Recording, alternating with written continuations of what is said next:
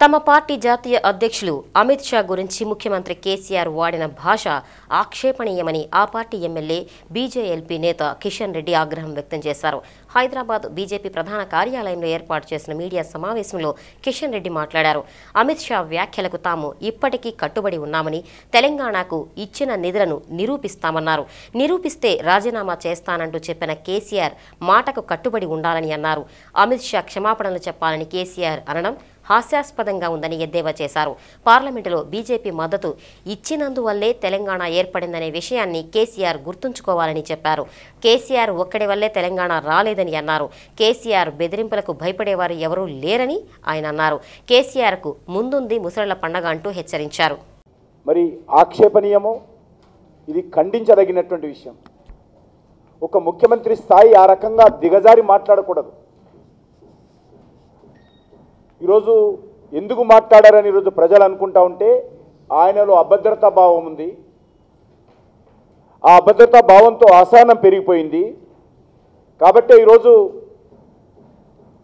కేసీఆర్ ఆ రకమైనటువంటి భాష ఉపయోగించాడు. మేము ఆయన పాయింట్లు లాగినామట, ఆయన షర్టు లాగినామట, ఆయన మా గొంతు పట్టుకుంటాడట, క్షమాపణలు చెప్పాలట. ఎందుకు క్షమాపణలు చెప్పాలి? తెలంగాణ ప్రజల సంక్షేమం కోసం, తెలంగాణ రాష్ట్ర అభివృద్ధి కోసం గతంలో ఏ కాంగ్రెస్ పార్టీ ప్రభుత్వం కానీ కేంద్రంలో ఉన్నప్పుడు ఈ తెలంగాణ ప్రాంత అభివృద్ధి కోసం సహాయం చేయనటువంటి నిధులు అదనంగా తెలంగాణ తెచ్చినందుకు క్షమాపణలు చెప్పాలా? తెలంగాణ అభివృద్ధి కట్టుబడి ఉన్నాం. తెలంగాణ అసలు ఎట్లొచ్చింది? ఈరోజు నేను రాజీనామా చేయకుండా పారిపోయింది అన్నారు. నువ్వు మిలియన్ మార్చులు ఎక్కడున్నావు కేసీఆర్ గారు? ఎందుకు రాలేదు? సాగర్ హారంలో ఎందుకు రాలేదు? నువ్వు రైలు రోకోలు ఎందుకు రాలేదు? రాస్తా రోకోలు ఎందుకు రాలేదు? వంట వార్పులు ఎందుకు రాలేదు? నా మీద కేసులు ఉన్నాయి. ఈరోజు కోర్టుకు వెళ్తున్నా. నేను ఢిల్లీలో 3 రోజుల పాటు ఉపవాస దీక్ష చేసిన, పార్లమెంటు ముందు 2 సార్లు ధర్నాలు చేసి లాఠీ చార్జీ బాష్పాయి చేశాం. బిల్లు పాస్ అవుతుంటే ఏపీ భవన్లో 6 రోజుల పాటు ఉపవాస దీక్ష చేసినాం. బిల్లు పాస్ అయినాక ఉపవాస దీక్ష విరమించినాం. ఇదే కోదండరాం, ఇదే కేటీఆర్ వచ్చి ఆ రోజు అనేక సార్లు నా రూమ్లో చుట్టూ కూర్చున్నారు. తెలంగాణ నీతో రాలా. తెలంగాణ బిల్లు పార్లమెంటులో టీఆర్ఎస్తో పాస్ కాలా. భారతీయ జనతా పార్టీ లేకపోతే బిల్లు పాస్ అయ్యేటువంటి సమస్య లేదు. ఏదో తెలంగాణ కోసం నేను ఒక్కడినే, నా కుటుంబం కేసీఆర్ కుటుంబం ఇద్దరు మాత్రమే తెలంగాణకు పనిచేశారు. ఈరోజు తెలంగాణలో ఉద్యోగస్తులు ఎవరు పనిచేయలేదు, తెలంగాణ కార్మికులు ఎవరు ఉద్యమం చేయలేదు, తెలంగాణ విద్యార్థులు చేయలేదు, తెలంగాణలో ఉన్నటువంటి జేఏసీలు పోరాటం చేయలేదు అనే విధంగా మాట్లాడుతూ ఉన్నారు.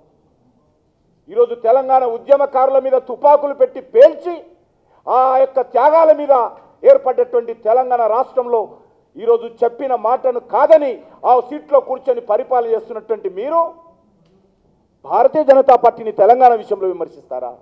అద్వానీ గారిని విమర్శిస్తారా? అద్వానీ గారి యాత్రలో ఊరూరు వెళ్తున్నప్పుడు తెలంగాణకు అనుకూలంగా మాట్లాడారు. ఒక్కసారి మా పార్టీ నిర్ణయం తీసుకున్న తర్వాత మడమ తిప్పలే మేము కేంద్ర పార్టీ. అనేకమైనటువంటి ఇబ్బందులు వచ్చినప్పటికీ కూడా 2 రాష్ట్రాలు ఆ సీమాంధ్రలో వ్యతిరేకత వస్తున్నప్పుడు కూడా ఇచ్చిన మాట మీద కట్టుబడి ఒక జాతీయ పార్టీగా జేఏసీలో పనిచేసినటువంటి పార్టీ భారతీయ జనతా పార్టీ. అటువంటి మా పార్టీని ఈరోజు తెలంగాణ వ్యతిరేకం, అన్యాయం చేసిన పార్టీ అంటారా అని నిన్నో మాట అన్నాడు. ఈ యొక్క మండలాలు భారతీయ జనతా పార్టీ ప్రభుత్వము సీమాంధ్రలో కలిపిందని. మరి ఇది మా పార్టీ కేంద్రంలో అధికారంలో రాకముందు రూపొందించినటువంటి ఎన్నికల ప్రణాళికల. అందులో ఏం రాశారో ఒక్క మాట వినండి. ఉంచాలని పిఎంఓకు, ప్రధానికి, సోనియా గాంధీకి టీఆర్ఎస్ వినతి పత్రాలు ఇచ్చింది. వీటన్నిటినీ కాంగ్రెస్ పార్టీ బుట్ట దాఖలు చేసింది. పోలవరం ముంపు మండలాలను బిల్లు పాస్ అయి గెజెట్ విడుదలైన తర్వాత అక్రమంగా ఆంధ్ర ప్రాంతాన్ని కలిపారు. భారతీయ జనతా పార్టీ అధికారంలో రాకముందే ఈ 7 మండలాలను ఆంధ్రలో కలిపారని చెప్పి మీరు ఈ మేనిఫెస్టోలో రాసి ఈరోజు భారతీయ జనతా పార్టీ మీద దాని మీద అంటగట్టేటువంటి ప్రయత్నము ఒక ముఖ్యమంత్రి స్థాయి వ్యక్తి తన రాసినటువంటి మేనిఫెస్టోకు విరుద్ధంగా ఈరోజు మాట్లాడమో ఇది ఎంతవరకు సమంజసమో తెలంగాణ ప్రజలు ఆలోచన చేయాలి. ఈరోజు క్షమాపణలు చెప్పాలంటే ముఖ్యమంత్రి చెప్పాలి. దళితుడిని ముఖ్యమంత్రి చేస్తానని ఆ దళితుడు కుర్చీలో నువ్వు కూర్చున్నందుకు ఈరోజు తెలంగాణ ప్రజలకు దళిత సమాజానికి కేసీఆర్ క్షమాపణ చెప్పాలి. 3 ఏళ్లలో దళితులకు భూములు ఇస్తానని చెప్పి 3 ఎకరాలు ఇవ్వనందుకు నువ్వు దళితులకు గిరిజనులకు క్షమాపణలు చెప్పాలి. ఈరోజు ఇంటికో ఉద్యోగం ఇస్తానన్నావు, ఈరోజు వీడియోలో ఉన్నది ఇంకా మాకు. ఈరోజు మాట తప్పి నేను ఇంటికో ఉద్యోగం ఇవ్వనందుకు ఈ తెలంగాణ యువతకు విద్యార్థులకు క్షమాపణ చెప్పాలి కేసీఆర్. నిజాం షుగర్ ఫ్యాక్టరీ ప్రభుత్వం టేక్ ఓవర్ చేసి నడిపిస్తామని చెప్పారు. నిస్సిగ్గుగా రాష్ట్ర శాసనసభలో ఎన్నికలకు ముందు నేను చెప్పాను, ఇప్పుడు మాట మార్చుకుంటున్నానని రైతులకు అన్యాయం చేసినందుకు నువ్వు క్షమాపణలు చెప్పాలి. ఈరోజు రైతులు తమ పంటలకు కొనే నాతుడు లేని ఆందోళన చేస్తే రాజద్రోహం కేసు కింద జైల్లో పెట్టినందుకు ఈరోజు కేసీఆర్ రైతులకు తెలంగాణ రైతులకు క్షమాపణలు చెప్పాలి. అంతేకాదు దేశంలో ఎక్కడ లేని విధంగా రైతుల చేతులకు సంఖ్యలేసినందుకు ఈరోజు కేసీఆర్ తెలంగాణ రైతాంగానికి క్షమాపణ చెప్పాలి. మేం కాదు, నువ్వు చెప్పాలి ముందు. ఈరోజు సింగరేణిలో 26,000 మంది కాంట్రాక్ట్ కార్మికులు ఉంటే కాంట్రాక్ట్ కార్మికులే లేరని చెప్పినందుకు సింగరేణికి కార్మికులకు నువ్వు క్షమాపణలు చెప్పాలి. ఈరోజు తెలంగాణలో కాంట్రాక్ట్ పదమే ఉండదు మా తెలంగాణ వస్తే అని చెప్పినటువంటి నీవు ఈరోజు కాంట్రాక్ట్ కార్మికులను రెగ్యులరైజ్ చేయనందుకు కాంట్రాక్ట్ కార్మికులకు చెప్పాలి.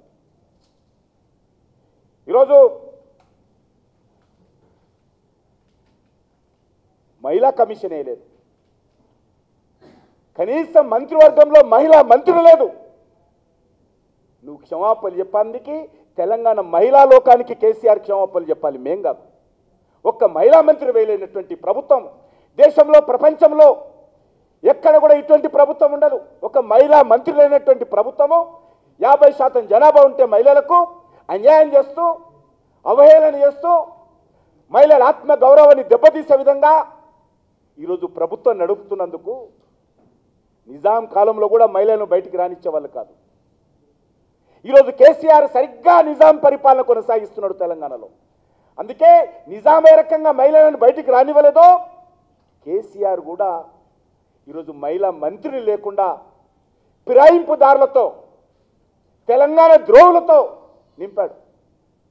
ఈరోజు తెలంగాణ ప్రజలకు ఎవరైనా క్షమాపణ చెప్పాలంటే తెలంగాణ విషయంలో తెలంగాణ ద్రోహులను తెలంగాణ రాష్ట్ర మంత్రివర్గంలో పదవులు ఇచ్చినందుకు ఈరోజు కేసీఆర్ క్షమాపణలు చెప్పాలి.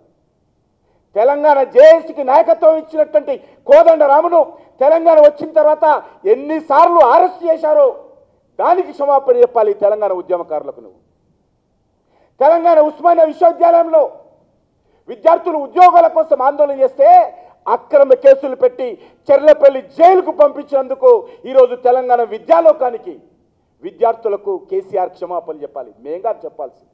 నువ్వు చెప్పాలి ముందు. సెప్టెంబర్ 17 తెలంగాణ విమోచన ఉత్సవం నిర్వహిస్తానని చెప్పి బాజాప్తా తెలంగాణ రాకముందు ప్రతిపక్షంలో ఉన్నప్పుడు పదే పదే మాట్లాడి ఈరోజు తెలంగాణ ప్రజల స్వాతంత్ర ఉత్సవాలు కూడా జరపనందుకు నువ్వు తెలంగాణ ప్రజలకు క్షమాపణ చెప్పాలి కేసీఆర్ గారు, అమిత్ షా కాదు. లేదో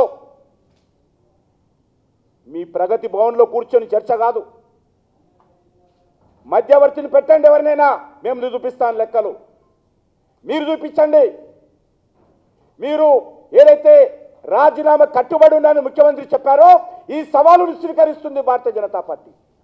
మీకు చిత్తశుద్ధి ఉంటే రాజీనామా చేయాల్సిన పరిస్థితి ఈరోజు ఏర్పడుతుంది తప్పకుండా. మీరు అసెంబ్లీలో ఏం చెప్పారు? నేను లెక్కలన్నీ తర్వాత ఇస్తాం మళ్ళీ. నిన్న మీరు చెప్పిన ప్రకారము 67,000 కోట్లు అన్నారు. రోడ్ల కోసము 42,000 కోట్ల పైచీలకి ఇస్తుందని ముఖ్యమంత్రి గారు స్వయంగా శాసనసభలో చెప్పారు. సరిపోయి గారు, వేరే అవసరం లేదు. నిన్న ఆయన చెప్పిన లెక్క రోడ్ల లెక్కేస్తే 1,00,000 కోట్లు దాటుతాయి. ముఖ్యమంత్రి నిలబడాలా, మేము క్షమాపణలుగా చెప్పాల్సింది. ఈరోజు రాజీనామా చేస్తున్నటువంటి ముఖ్యమంత్రి మాట మీద నిలబడాల్సిందిగా సవాల్ చేస్తా ఉన్నాను. మేము తప్పకుండా మధ్యవర్తిని పెట్టండి, రిటైర్డ్ జడ్జిని కానీ మేము అన్ని నిరూపిస్తాము. కేంద్ర ప్రభుత్వం ఏమొచ్చిందో అన్ని లెక్కలు కూడా తెలంగాణ ప్రజల ముందు పెడతాం. మరొకసారి ఇప్పటికే అనేక సార్లు పెట్టాము, మళ్ళీ పెడతాం. మీ కాకమ్మ కబుర్లతో, మీ తాటాకు చప్పులతో, మీ బెదిరింపులతో భారతీయ జనతా పార్టీ భయపడదు. కేసీఆర్ గారు గుర్తుపెట్టుకోవాలి.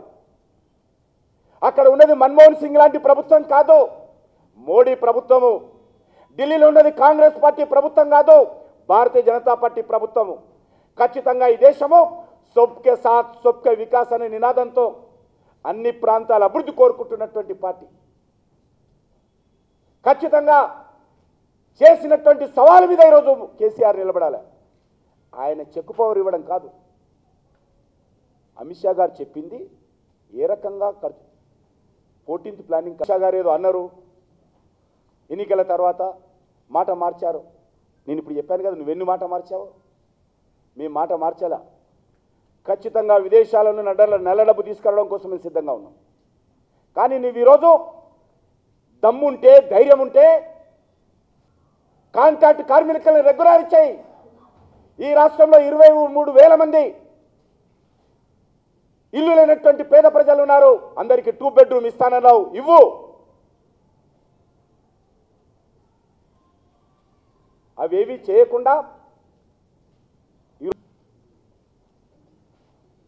ఏదో తెలంగాణకు అన్యాయం చేస్తుందనే విధంగా, ఏదో అమిత్ షా గారు తప్పుడు మాట్లాడనే విధంగా ఈరోజు ముఖ్యమంత్రి గారు మాట్లాడము.